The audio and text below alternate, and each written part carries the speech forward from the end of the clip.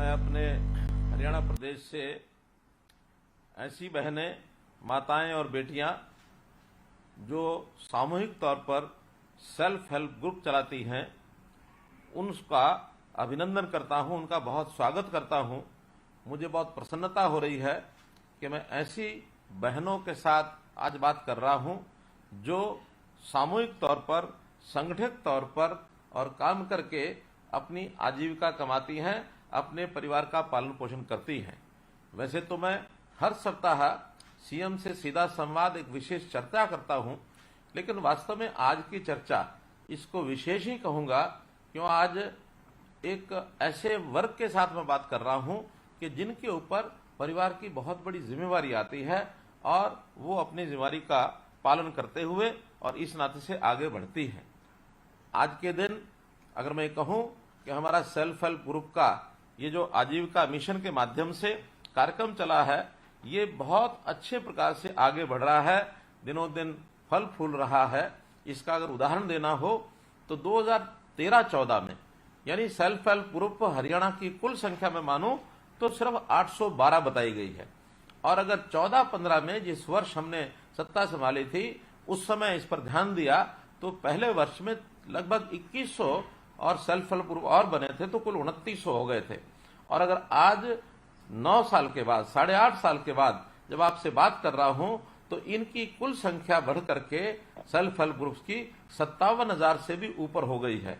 अर्थात 5.5 लाख से ऊपर बहनें जो आज सेल्फ हेल्प ग्रुप के साथ जुड़ी हुई हैं। एक बहुत बड़ा अभियान ये चला है और मैं समझता हूं कि एक संगठित तौर पर, सामूहिक तौर पर, और ये जो एक काम हम करने का एक अभ्यास हमने बनाया है, ये दुनिया के लोगों को हमने बताया है कि एक अद्भुत ये युग है जिसमें इतने बड़े समूह में और इस प्रकार से एक कार्यक्रम हमने चलाया है।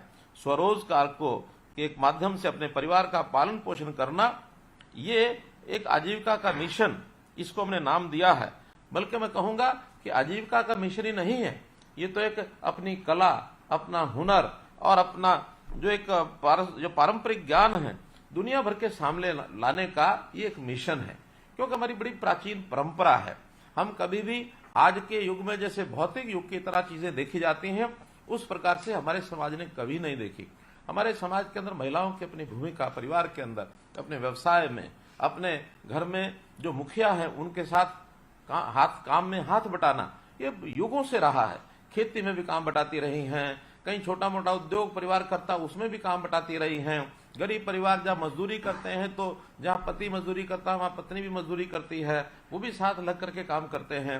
और न केवल अपने लिए काम करते हैं बल्कि प्राचीन काल से ही हम सामाजिक भाव से भी काम करते हैं कि कभी कभी गांव के सामूहिक कामों में इकट्ठे होकर काम करते हैं, कभी कभी बड़े काम में हम एक दूसरे का साथ भी देते हैं, जिसको हरियाणवी भाषा में अगर मैं कहूं डंगवारा शब्द प्रयोग किया जाता है कि डंगवारा में आप हमारे यहाँ काम करो, अगले दिन हम आपके यहाँ काम करेंगे। तो ऐसे सामूहिक परंपराओं का ये चलन कोई आज का नहीं है, ये बहुत पुराना इस प्रकार का चलन है।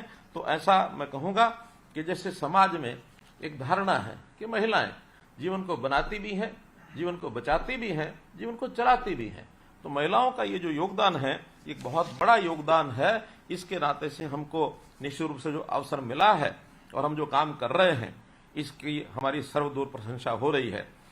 हम बैंकों से या किसी भी साधनों से अपनी छोटी बड़ी राशि को इकट्ठा करते हैं और उस अपनी कमाई में से बचत भी करते हैं और बचत करके छोटे छोटे काम धंधे शुरू करके और अपना काम शुरू करते हैं और काम शुरू करके एक दूसरे की सहायता भी करते हैं।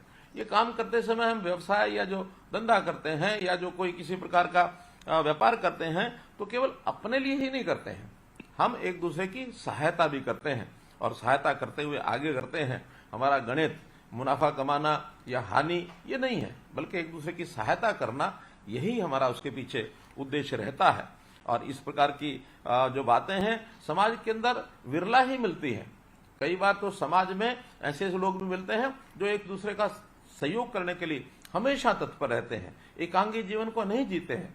मैं एक कहानी सुनाना चाहूंगा। एक अफ्रीका में कबीला रहता है, वो कबीला इतना ज्यादा आपस में मिलजुल के रहता है कि एक बार एक मनोवैज्ञानिक वहां से निकला।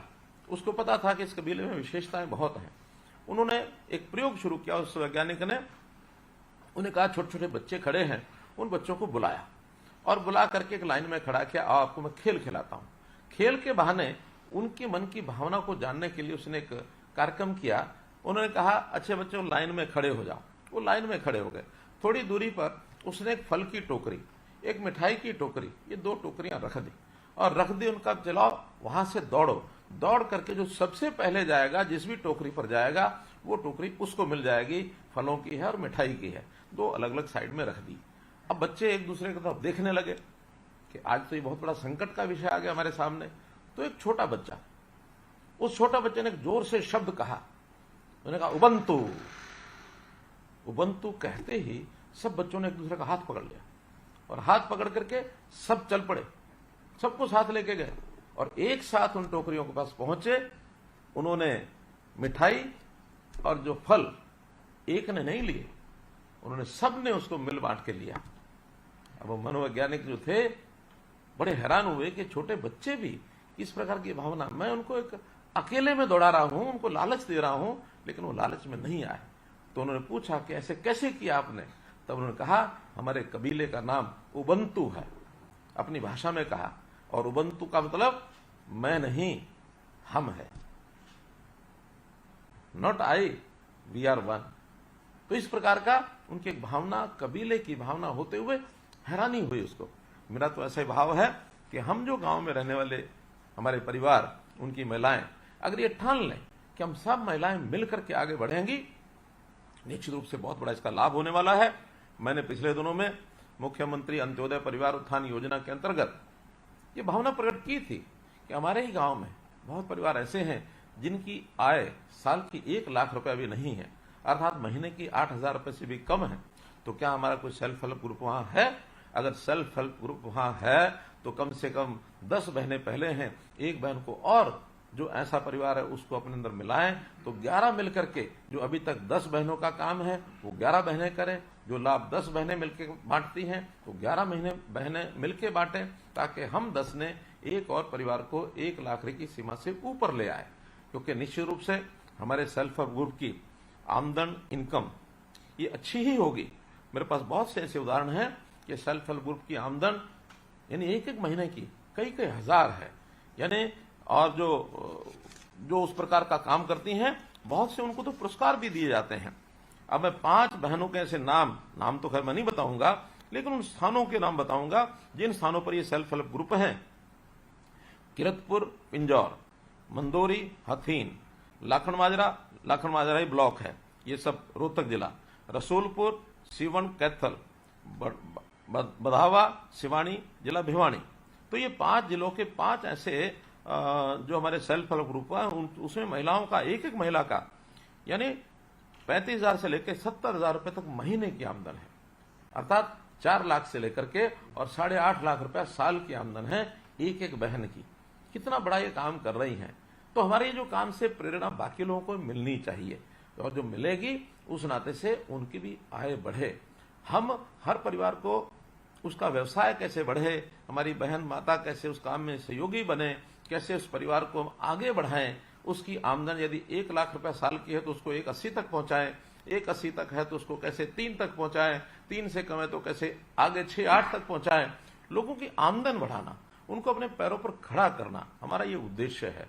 और एक दूसरा भी कभी कभी अभियान चलता है, कुछ लोग मुफ्त बांटने के लिए आगे बढ़ते हैं। सरकार के नाते, शासन के नाते बांटने को हम भी बांट सकते हैं, लेकिन बहनों से मैं आग्रह करना चाहूंगा कि इस प्रकार के मुफ्त के भरोसे बैठने की बजाय हम अपने काम में हमारे से सहायता अगर अपेक्षा करेंगे तो हम उतनी सहायता करेंगे, हम पीछे नहीं हटेंगे।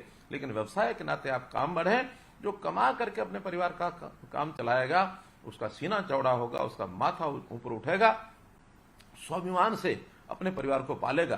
किसी के आगे हाथ फैलाना कतई उचित नहीं है। हाँ, फिर भी अगर कोई कमजोर रहता है उस कमजोर की सहायता करना ये हमारा भी कर्तव्य है, हमारा दायित्व है, निश्चित रूप से उसको हम निभाएंगे।